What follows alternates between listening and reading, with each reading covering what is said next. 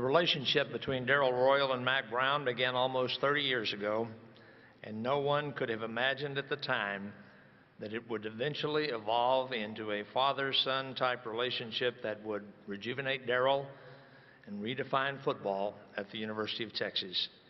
The bond, and it was a powerful union, served both men equally. Their journey would lead them to a great friendship, and it would lead Texas back to its rightful place among the elite in college football. Ladies and gentlemen, the guy who brought the wishbone back one more time, here is Mack Brown.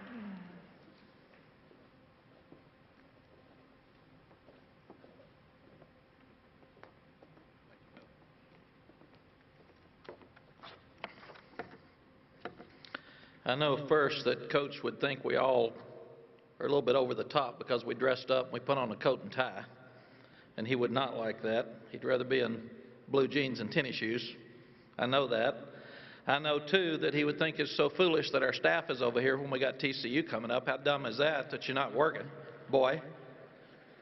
Because I've heard some of that without question. Miss Edith asked me to talk about lessons learned from Coach in my 15 years here.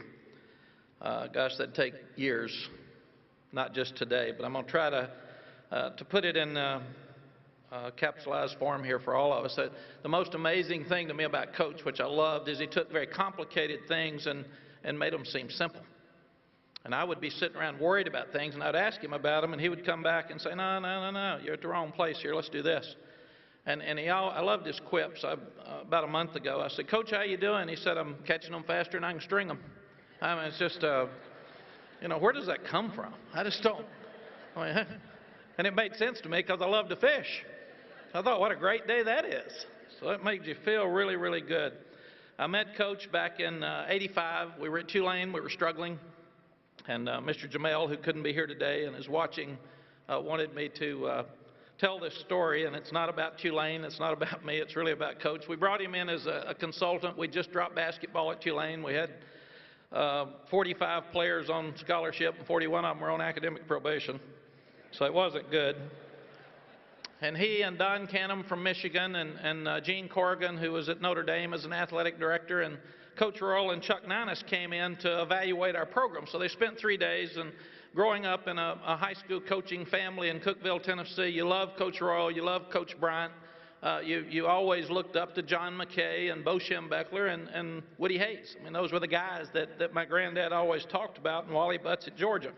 So these guys were coming in. Well, the only one I really knew was Coach Royal. And in the late 60s, when I was in high school, Texas was a TV darling with a national championship, so that's who we watched, and we loved it. And we were proud Saturday I was so proud of the staff to put the wishbone out there. And we had number 30 at fullback, number 24 at halfback, and we screwed up, Chris. We had 8 throwing it, so it didn't work very good for you. So 25 can't throw her. We'd have had that where it should have been. But Coach Royal came in, and they spent 3 days, and they came in. We were meeting with them. I'll never forget. We were paying them $1,200 as consultants, and Chuck Ninus and Don Canham and Gene Corrigan all said, well, son, you're going to be okay. This is going to work, and just keep your head down. We need to get some more money into the program, but this is going to work. It's going to be work. They got to Coach Royal, and he said, hell, boy, get out of here as fast as you can. And I said, one of them said, Coach, you can't say that. And he said, I damn sure can. I like the boy. And he said, well, he paid you $1,200 to try to be a consultant. And he said, here's your money back, Coach, but get out of here and get to a university with the in front of it as fast as you can. You don't need to be at an independent school. I left the next year. And then all of a sudden, Sally and I meet with a committee in Atlanta before we came here. And Coach Rowe was in the committee, and after the committee meeting, we sat there and we talked a little bit, and I said, Coach, what do you have to do to be a successful head football coach at the University of Texas? And it was really good. He said, the University of Texas is a different place. He said, you got a lot of different factions, and what happened, it's like a box of BBs, and we dropped the box, and the BBs are all over the place. And he said, it'd be your job as the head football coach at Texas to get the BBs back in the box. And he said, if you can get those BBs back in that box now, it's a real powerful place. And that made a lot of sense to me, too. I can see BBs got scattered a couple of years ago again. I'm trying to get them back in the box. That's just what we do around here. So all of a sudden I said, what else, Coach? And he said, you got to reach out to your lettermen. They're the ones that built the place. And don't you ever forget that. Reach out to your high school coaches, because they're the ones that send you the great players that they've coached in this state. And we've lost our connection with high school coaches. Reach out to your alums. Reach out to your faculty. Reach out to your grassroots people. Not everybody could afford to come to Texas that loves the school. And he said, you got to reach out to the media. And he said, oh, there's one other thing. You need to win all them damn games too, boy. And he said, and they're not in that order. And all of a sudden, one of the greatest days of my life, Coach came in and he said, I want you to wear this T-ring. I said, Coach, that's for lettermen at the University of Texas. And he said, I know what it is. I'm the one that designed it. And I said, well, I'm not from here. I don't think I should wear it. He said, shut up, boy. I'm not from here either. You're the head coach at Texas. I want you to wear it, and you're wearing it. I put it on. I've had it on every day since and cherish it very, very much. Also, the other thing he told me is he says, when you're the head coach at Texas, it's a prominent position. A lot of people are going to give attention to that position. So if you accept this job, don't ever walk by someone without signing an autograph or taking a picture if they ask you to. No matter how old or how young. No matter what the timing is. And he said, you also need to remember that it's not about you. It's about the position, and the next guy that takes the position will be signing the same autographs and taking the same pictures. But you need to do that if you're going to be the coach at the University of Texas. Then all of a sudden, we're at my first day of practice, and I'm so proud. I'm standing out there with Coach, and I'm right next to him. I thought, this is pretty cool. I mean, Willie Nelson, George Strait, Coach, this is pretty cool stuff now. So we're standing there, and a young high school coach comes up to me and says, or up to Coach, and he said, Coach, how can I be like you? I want to be a prominent coach at a prominent place. Coach said, how long you got? He said, well, I'm going to be here through all of practice. And Coach put it very simply. If you got it, you'll make it. If you don't have it, you won't make it. And if you don't know what it is, you got no chance to make it. Young guy turned and walked off. Coach looked at me and said, hell, he ain't got it.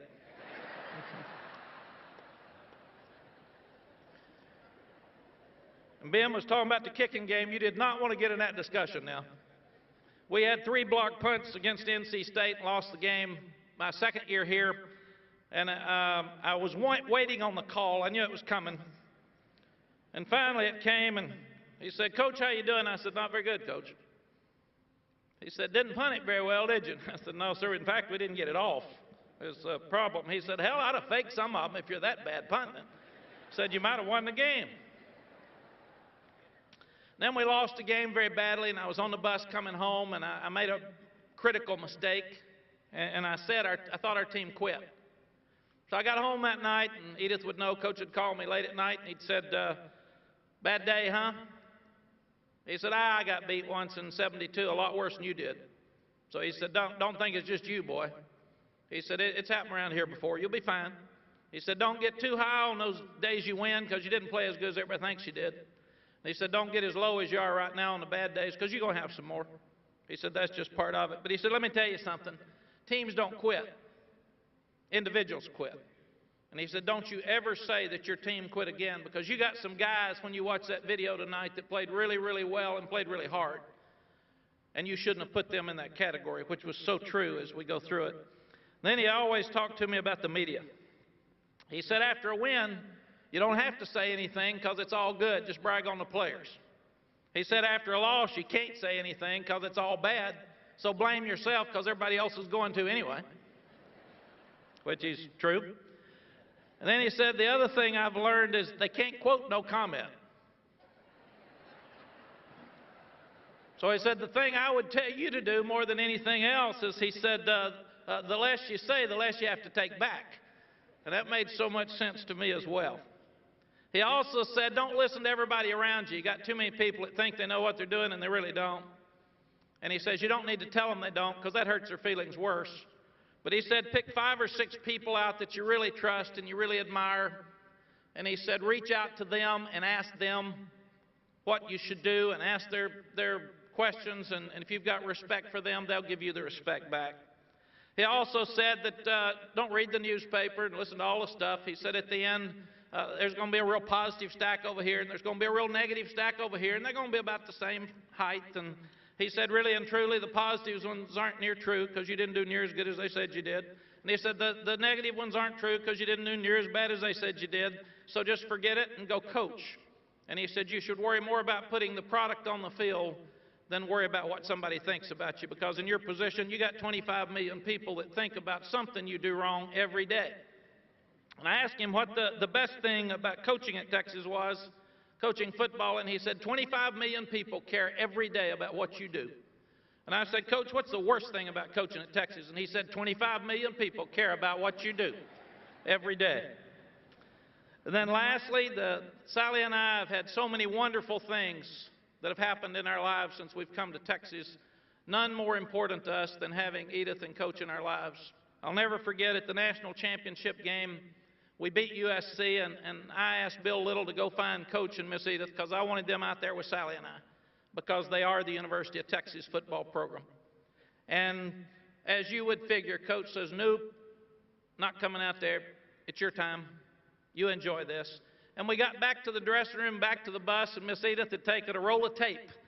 And we had this big truck out there that took all of our equipment, and it had 3 national championships, and she had taken adhesive tape that she'd tape ankles with, and she'd taped a big 4 over the 3, and she said, now we have 4 national championships. Edith, we love you. Coach, we love you. We're going to miss you so much. Rest in peace, and thanks for all you've given all of us.